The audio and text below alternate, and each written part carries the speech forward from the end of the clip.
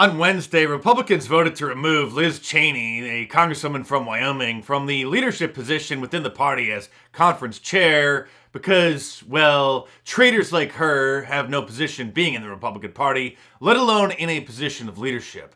And so the Democrats and the liberal media industrial complex are absolutely furious because this shows that the overwhelming majority of the Republican Party still supports President Trump. She was one of just 10 Republicans in the House who voted for impeaching President Trump, and she won't stop complaining about him. So Kevin McCarthy finally did the right thing and got rid of her. She's the daughter of Dick Cheney, one of the most evil men in American politics, and one of the architects of the Iraq War and the weapons of mass destruction hoax, which of course led to it. But she never denounced that. She never denounced him, never apologized for that, or the countless unnecessary casualties and injuries that war caused, because she wants more, because, well, she's following in Darth Cheney's footsteps as a fellow neocon. All throughout the Trump administration, she criticized his foreign policy because she thirsted to send our troops to more wars for foreign countries. So she's much happier under the Kamala administration. So now the big news is that over 100 Republicans have signed a letter demanding that the Republican Party denounce President Trump,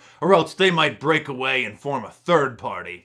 Republicans, meaning rhinos, neocons, and globalists. Such heavy hitters like Jeff Flake, George Conway, and Evan McMullen. I'm sorry. Remember him? He's Mitt Romney's friend, former CIA operative. He has a head bigger than Brian Stelter's.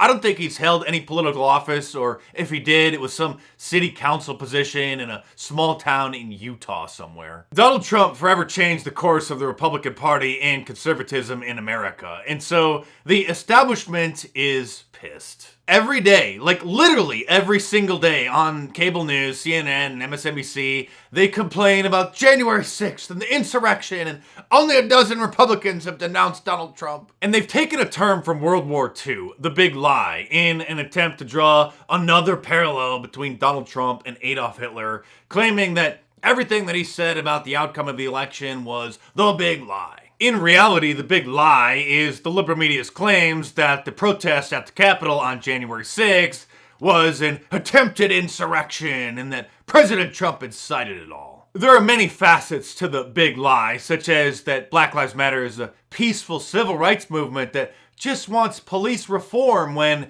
in reality it's a violent Marxist movement that's left a wake of dead bodies in their path and $1 billion worth of damage by burning down countless small businesses across America. Like what I did there? I took their new favorite term and I used it against them. And that's what we need to do. Everything coming from the liberal media, the Silicon Valley Titans, and the Democrat Party is the big lie. Most people forgot that during a Black Lives Matter march back in 2016 in Dallas, a Black Lives Matter adherent named Micah Xavier Johnson opened fire on a group of police officers, killing 5 of them and wounding 9 others, because claims that Black Lives Matter is a peaceful movement is a big lie. And now the ADL has included anti-Antifa symbols on their list of hate symbols. So you're a white supremacist if you don't support Antifa. Am I the only one that every time I hear the words the president,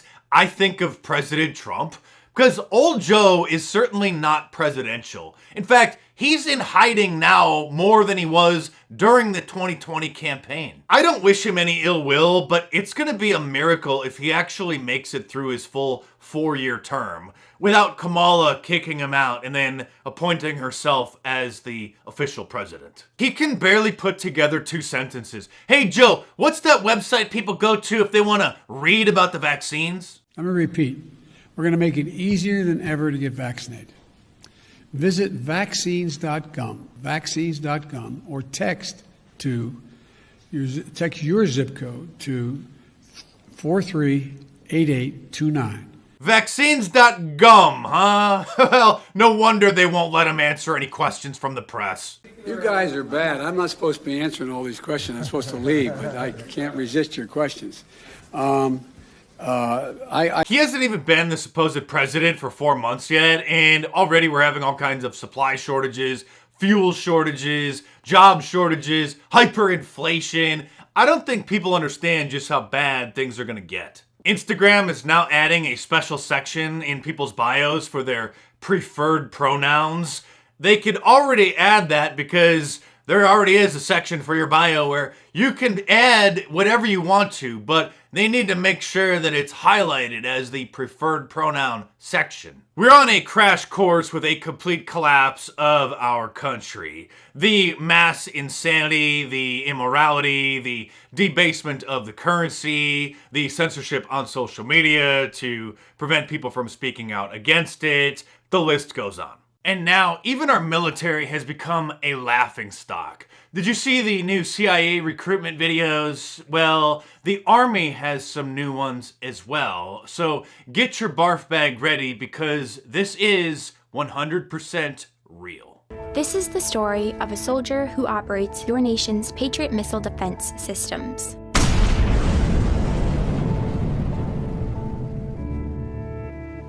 It begins in California, with a little girl raised by two moms.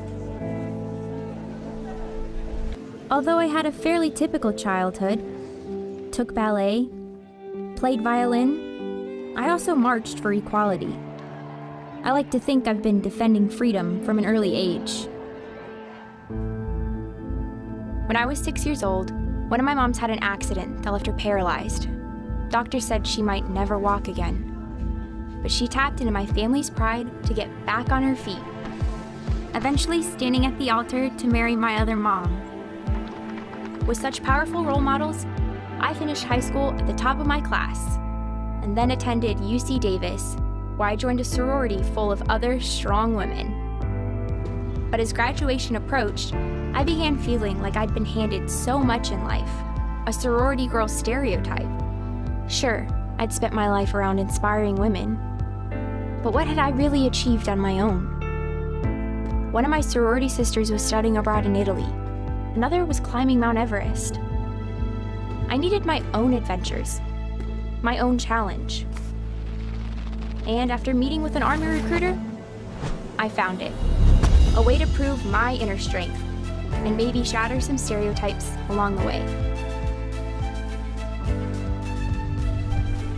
I'm U.S. Army Corporal Emma Malone-Lord, and I answered my calling.